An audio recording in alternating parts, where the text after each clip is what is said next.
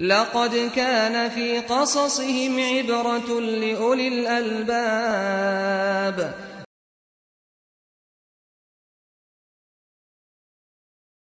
الحمدللہ والصلاة والسلام علی رسول اللہ وعلی آلہ وصحبہ وموالہ۔ محترم بھائیوں اور بزرگوں، السلام علیکم ورحمۃ اللہ وبرکاتہ۔ ہر دن ہم قرآنی قصوں میں سے ایک قصہ سنتے ہیں، اور آج ہم طالوت اور جالوت کا قصہ سنیں گے۔ طالوت اور جالوت کا قصہ کیا ہے، اس سے پہلے ہم جان چکے ہیں کہ جب حضرت موسیٰ علیہ السلام بنو اسرائیل کو لے کر کے سمندر پار کیے تھے اور بنو اسرائیل سے کہا تھا کہ چلو عمالقہ کی حکومت ہے بیت المقدس پر، ان سے جنگ کرتے ہیں اور بیت المقدس کو اپنے قبضہ میں کرتے ہیں، تو بنو اسرائیل نے جنگ کرنے سے انکار کر دیا تھا۔ پھر اللہ تعالیٰ نے ان کے لیے آبادی کو حرام ٹھہرایا، یہاں تک کہ 40 سال کا عرصہ میدان تیہ میں بتاتے ہیں۔ وہیں پر اللہ تعالیٰ نے ان کے لیے من و سلوہ اتارا، پانی کے 12 چشمے جاری کیے اور بدلی کا سایہ بھی کیا۔ جب 40 سال کا عرصہ گزر گیا، حضرت ہارون اور موسیٰ علیہ السلام کی وفات ہو گئی، تو یوشع بن نون علیہ السلام جو حضرت موسیٰ اور ہارون علیہ السلام کے بعد نبی بنے تھے، ایک فوج تیار کرتے ہیں اور بیت المقدس پر حملہ کرتے ہیں، یہاں تک کہ عمالقہ سے بیت المقدس کو اپنے قبضہ میں کرتے ہیں۔ یہی حضرت یوشع بن نون ہیں جن کے لیے اللہ تعالیٰ نے سورج کو روک دیا تھا۔ یہ دور تھا بنو اسرائیل کے عروج کا۔ پھر دھیرے دھیرے بنو اسرائیل زوال کا شکار ہوتی گئی اور ان کے ہاتھ سے حکومت نکل گئی، یہاں تک کہ حضرت داؤد علیہ السلام سے کچھ پہلے کا زمانہ ہے جس میں طالوت اور جالوت کا یہ قصہ پیش آتا ہے۔ اس وقت کے نبی تھے حضرت شمویل علیہ السلام۔ شمویل علیہ السلام کے پاس بنو اسرائیل کے کچھ لوگ آئے اور ان سے کہا کہ ابھی ہماری جو حالت ہو چکی ہے کہ جالوت اس وقت کا بادشاہ تھا، ظالم بادشاہ تھا، ان کو ستاتا تھا، پریشان کرتا تھا، اس لیے آپ ہمارے بیچ ایک لیڈر طے کر دیجئے تاکہ ان کے لیڈرشپ میں ہم جالوت سے جنگ کریں اور فلسطین کو آزاد کر سکیں۔ تو حضرت شمویل علیہ السلام نے کہا کہ ٹھیک ہے، ہم تو لیڈر طے کر دیں گے، لیکن اللہ تعالیٰ نے تمہارے اوپر اگر جنگ فرض کر دیا، اس کے بعد اگر تم منہ پھیرو گے تو یہ اچھی بات نہیں ہوگی۔ انہوں نے کہا کہ آخر ایسا کیسے ہو سکتا ہے جب کہ ہمیں اپنے گھروں سے نکال دیا گیا ہے، اپنے بچوں سے دور کر دیا گیا ہے، آخر ہم جنگ کیسے نہیں کریں گے؟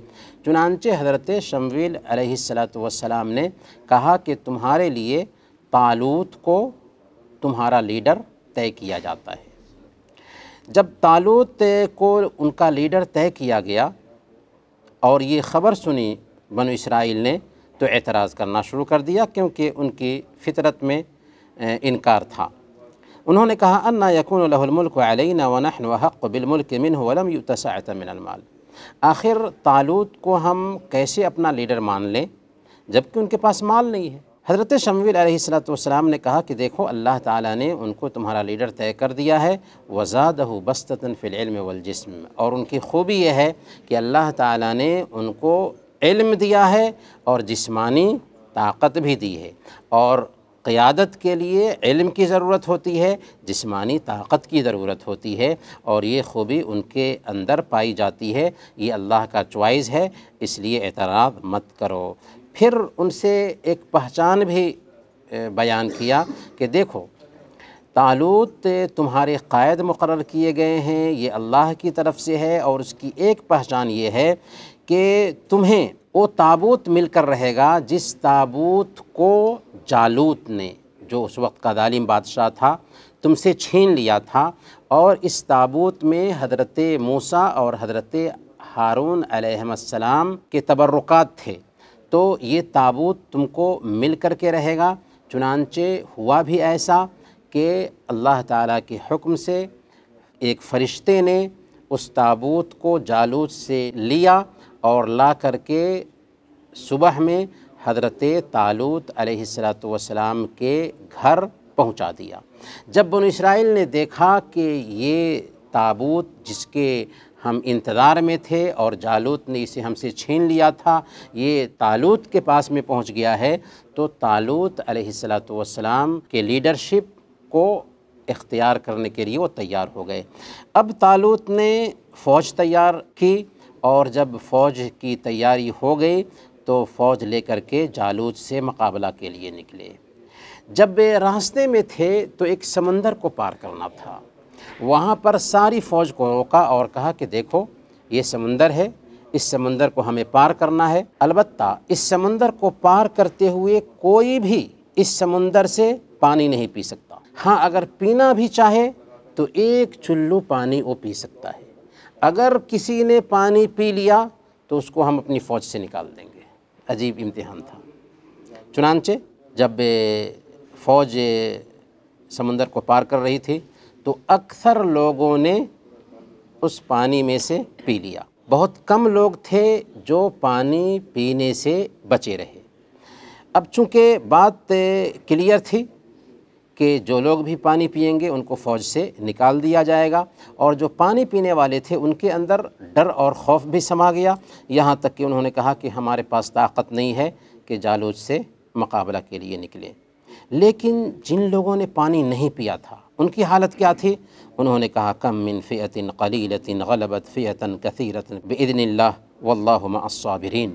کتنی چھوٹی جماعت ہے جو بڑی جماعتوں پہ غالب آ جاتی ہے اللہ کے حکم سے، اور اللہ تعالیٰ صبر کرنے والوں کے ساتھ ہے۔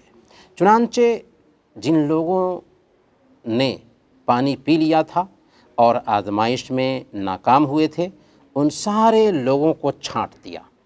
بڑی تعداد میں فوج تھی، لیکن جب یہ لوگ نکل گئے تو بہت ہی معمولی تعداد میں فوج بچ گئی، لیکن اس کی انہوں نے پرواہ نہیں کیا، اور طالوت علیہ السلام انہی لوگوں کو لے کر کے جالوت سے مقابلہ کے لیے نکلے۔ جب مقابلہ شروع ہوا تو چھوٹی سی جماعت نے دعا کی، اللہ تعالیٰ نے اس دعا کو بھی نقل کیا ہے اپنی کتاب میں، ربنا افرغ علینا صبرا وثبت اقدامنا وانصرنا علی القوم الکافرین، کہ اے ہمارے پروردگار ہمیں صبر دے، ثابت قدمی عطا فرما، اور قوم کفار پر ہماری مدد فرما۔ چنانچہ اللہ کے حکم سے یہ چھوٹی سی فوج جالوت سے مقابلہ کرتی ہے اور جالوت پر غالب آ جاتی ہے، یہاں تک کہ فوج کے بیچ سے ایک سپاہی تھے حضرت داؤد علیہ السلام، جو اس وقت نوعمری میں تھے، ابھی نبی نہیں بنے تھے۔ حضرت داؤد علیہ السلام نے ہی جالوت بادشاہ کو قتل کیا، اور اس طریقے سے یہ چھوٹی سی فوج بہت بڑی تعداد پر غالب آ جاتی ہے۔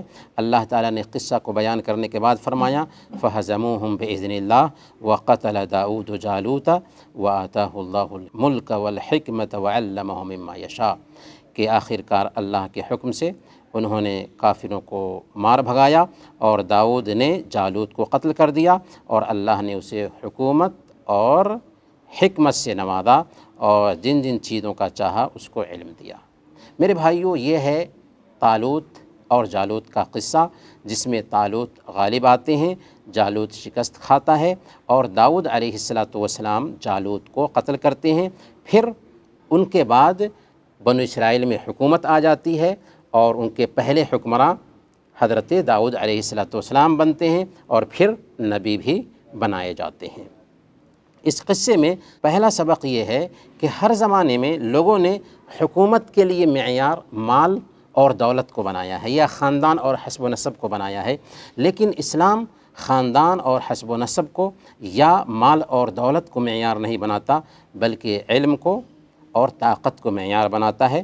چنانچہ یہاں پر بھی طالوت کے بارے میں اس وقت کے نبی نے کیا کہا تھا، وَزَادَهُ بَسْطَةً فِي الْعِلْمِ وَالْجِسْمِ، کہ اللہ تعالیٰ نے ان کو جسمانی صلاحیت دی ہے اور دماغی صلاحیت دی ہے، اس لیے قائد ہونے کا حق وہ رکھتے ہیں، لہذا ہمارے لیے معیار مال نہیں ہونا چاہیے بلکہ معیار علم ہونا چاہیے، معیار قوت اور طاقت ہونی چاہیے۔ دوسرا جو اس قصے میں سب سے اہم سبق ملتا ہے وہ یہ ہے کہ ارادہ کی مضبوطی اگر ہماری زندگی میں نہیں ہے، ہماری زندگی میں عزیمت نہیں پائی جاتی ہے تو ہم زندگی کے کسی بھی میدان میں کامیاب نہیں ہو سکتے۔ انسان ترقی کیوں کرتا ہے؟ علم میں اگر آگے ہو اور عمل میں آگے ہو تو اس کو ترقی ملتی ہے، اگر علم میں آگے نہیں، عمل میں آگے نہیں تو وہ ترقی نہیں کر سکتا۔ اور علم میں آگے بڑھنے کے لیے، عمل میں آگے آنے کے لیے ارادہ کی مضبوطی کی ضرورت ہوتی ہے۔ اگر ارادہ پختہ نہیں ہے، ارادہ میں مضبوطی نہیں ہے، آپ اپنی چاہت کے سامنے میں فیل ہو جاتے ہیں تو یاد رکھیے کہ آپ زندگی کے کسی بھی میدان میں کامیاب نہیں ہو سکتے۔ اور روزہ اصل میں یہی سبق سکھانے کے لیے آیا ہے۔ رمضان کے روزے جو فرض کیے گئے ہیں اسی کے لیے، تاکہ ہم اطاعت کے کاموں پر صبر کریں، گناہوں پر صبر کریں اور معصیت پر صبر کریں، اپنے اندر عزیمت پیدا کریں، ارادے میں مضبوطی لائیں۔ ایک وقت سے ایک وقت تک کھانے پینے اور شہوت سے روک دیا گیا ہے تاکہ اس کے ذریعہ ہمیں ٹریننگ ملے کہ ہم اپنے ارادے میں مضبوطی لا سکیں۔ تو یہاں پر بھی حضرت طالوت نے ان کو جو پینے سے روکا تھا، مقصد یہ نہیں تھا کہ پانی نہیں پینا ہے بلکہ ان کے ارادے کی مضبوطی جاننا چاہتے تھے۔ جو لوگ پانی پی چکے تھے ان کے ارادے میں پختگی نہیں تھی اور وہ آگے جنگ ہوتی تو دشمن سے مقابلہ نہیں کر سکتے تھے، اس لیے ان کو چھانٹ دیا، نکال دیا۔ اس لیے ارادے میں مضبوطی سب سے بڑی چیز ہوتی ہے ترقی کے لیے۔ وصلی اللہ علی نبینا محمد وعلی آلہ وصحبہ اجمعین۔